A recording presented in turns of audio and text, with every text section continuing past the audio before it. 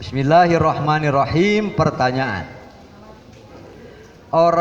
Ada orang yang sakit selama Ramadan. Duh, asa gesrek lebaran ya. Ada orang yang sakit selama Ramadan. Masuk bulan Syawal meninggal.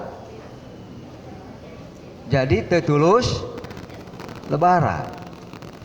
Ngodoan lebaran. Ya. Bisakah dibayar dengan fidyah? Itu pertanyaannya. Ataukah oleh saum dengan saum oleh walinya? Ayo, dia juga na ustad ya.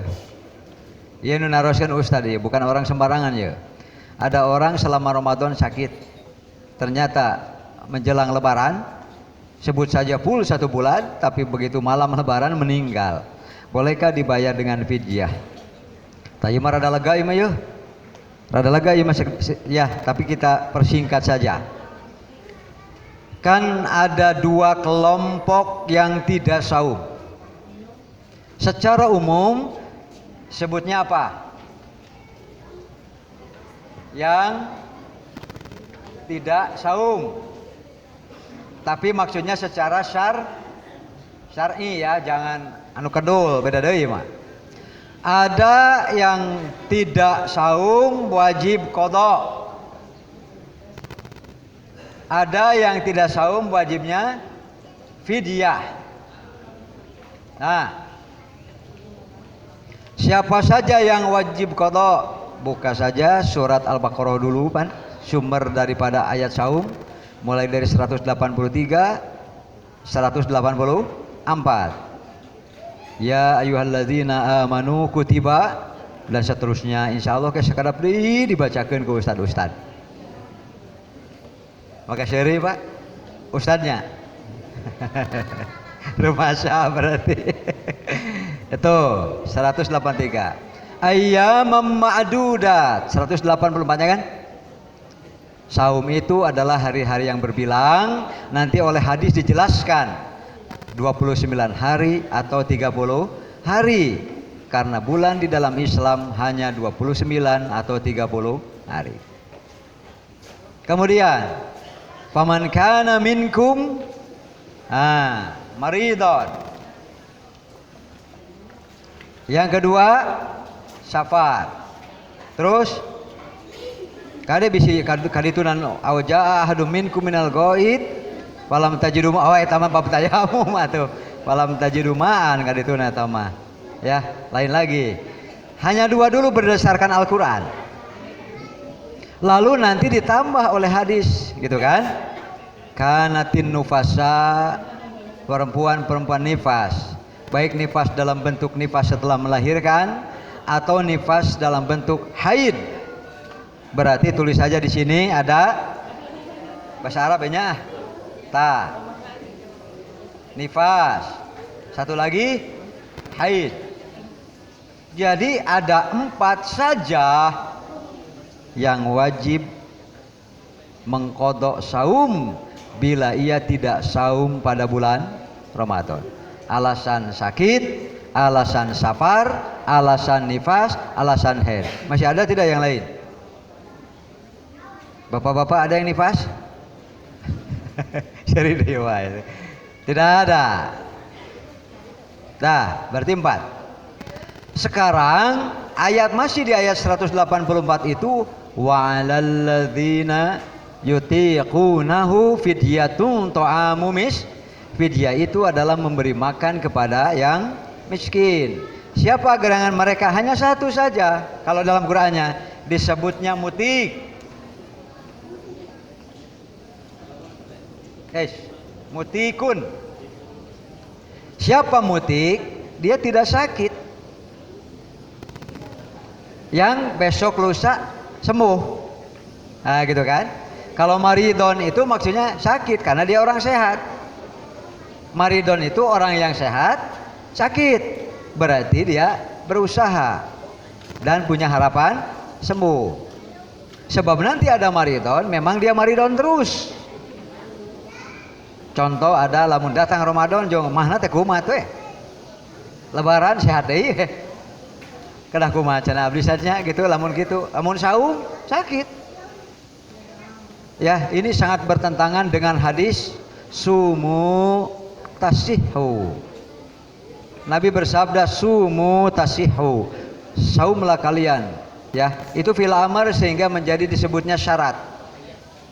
Tasihhu fil madi itu menjadi jawab, diartikan pasti.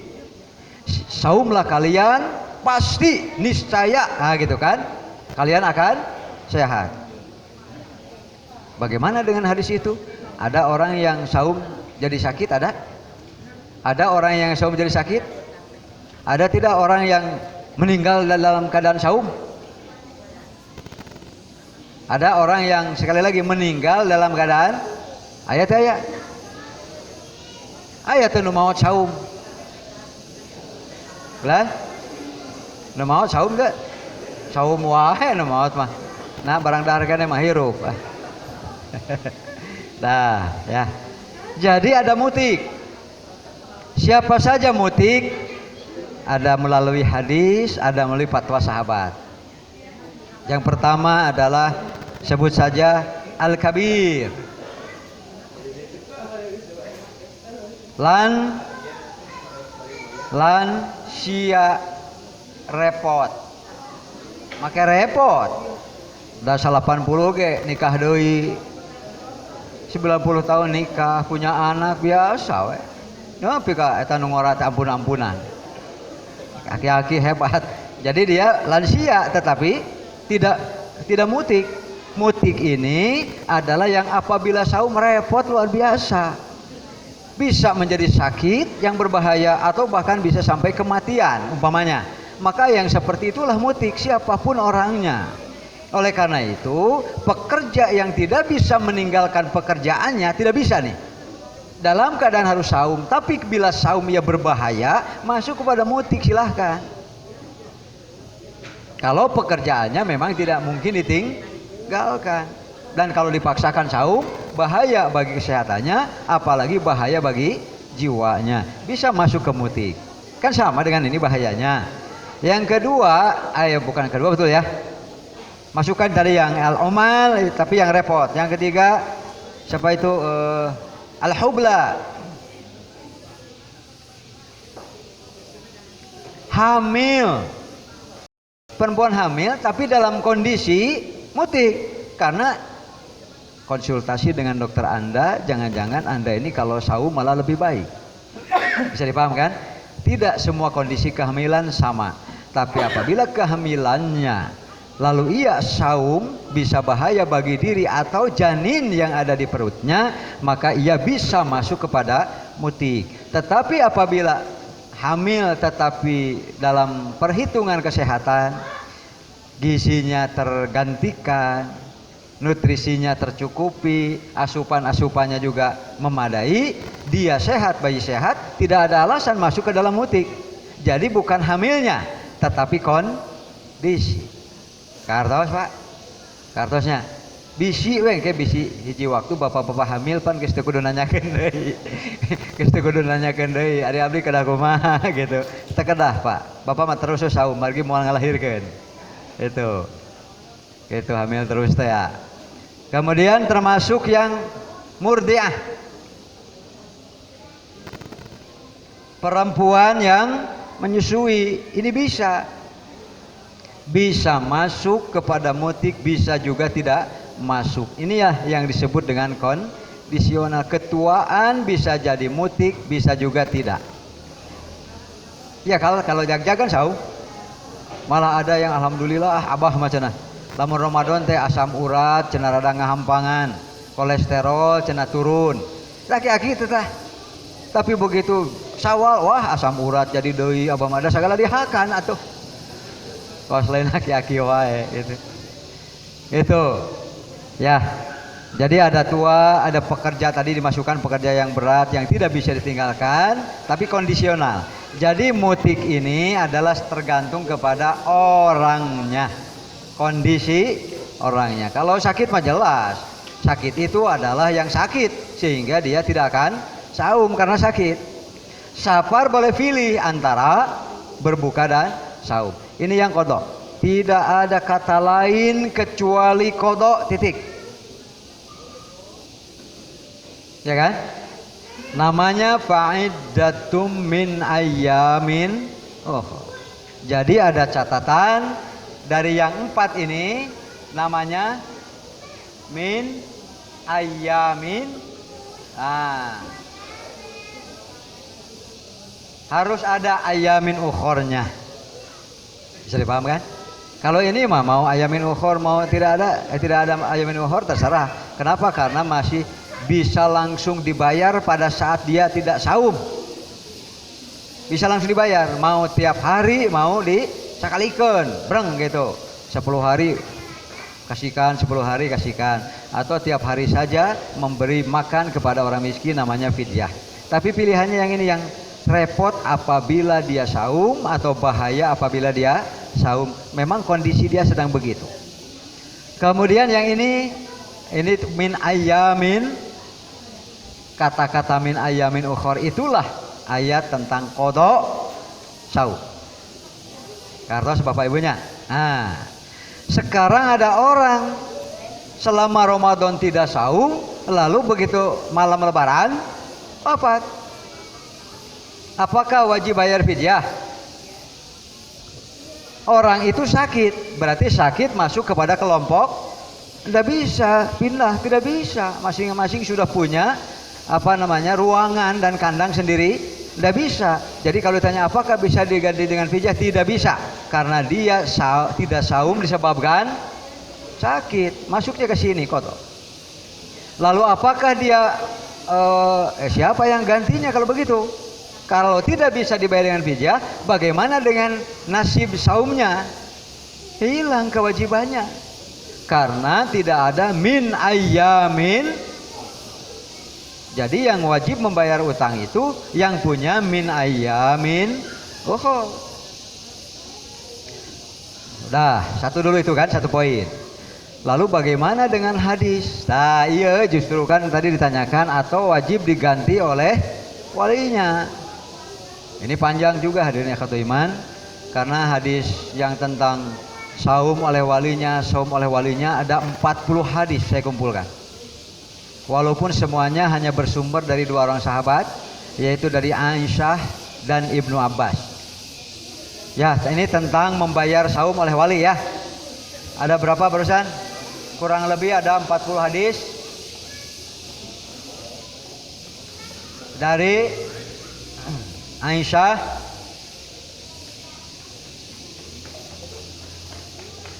dan Ibnu Abbas. Ada 40 hadis. Tetapi secara umum nanti kita bagi 2. Ada yang hadisnya disebutnya mutlak.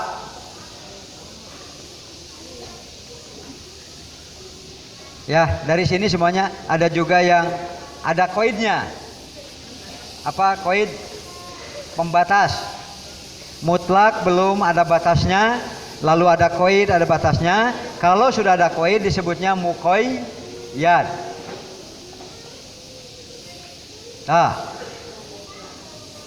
Apa hadis-hadis yang mutlak tanpa menyebut batasan? Ya Rasulullah, bapak saya meninggal, gitu kan? Bapak saya wafat dan ia masih punya utang saum. Apa saya harus membayarnya? 6. Kan tidak disebut saum apa? Bisa disebut? Bisa dipahami ya? Namanya hadisnya mutlak. Mutlak maknanya belum dibatasi. Ada yang ya Rasulullah dan seterusnya saumu syahrin, sebulan utangnya. Seperti ada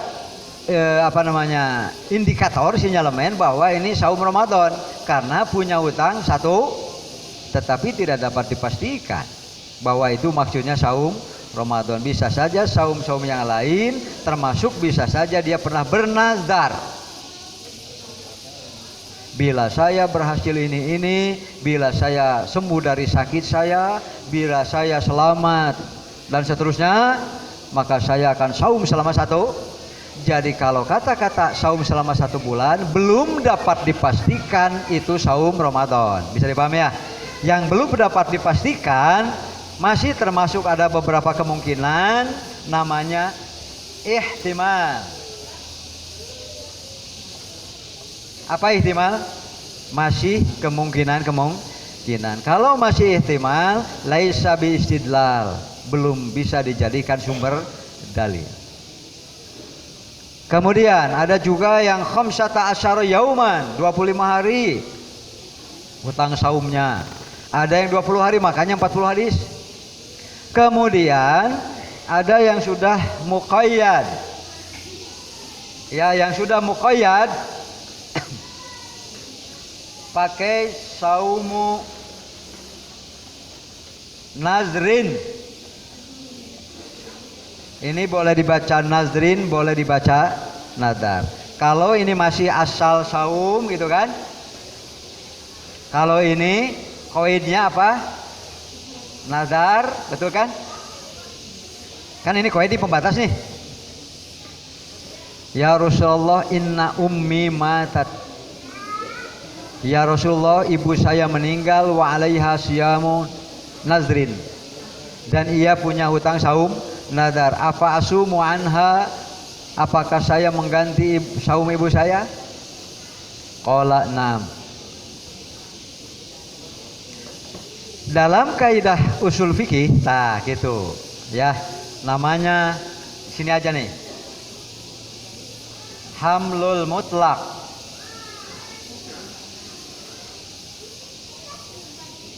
alal muqayyad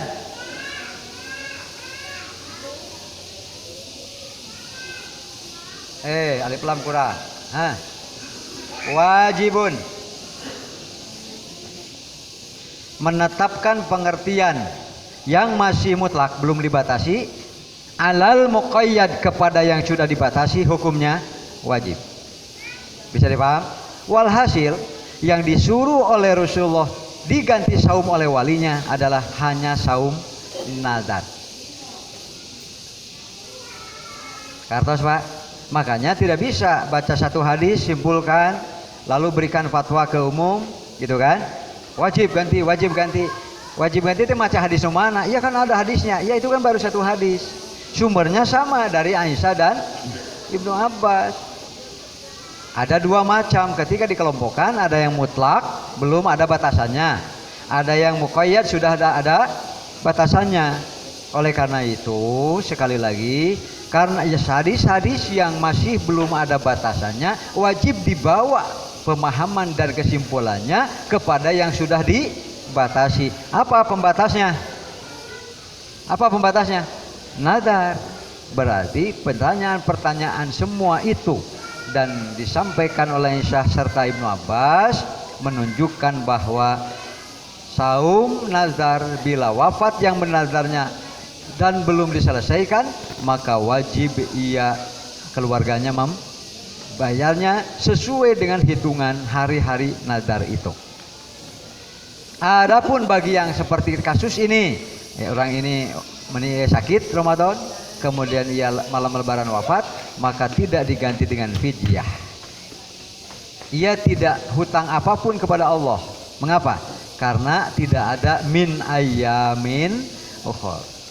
Jadi sekali lagi wajib mengqadha saum itu apabila dia masih hidup. Masih hidup maknanya punya hari-hari lain untuk membayar saum. Kalau sudah meninggal mah Pak, insya Allah beres.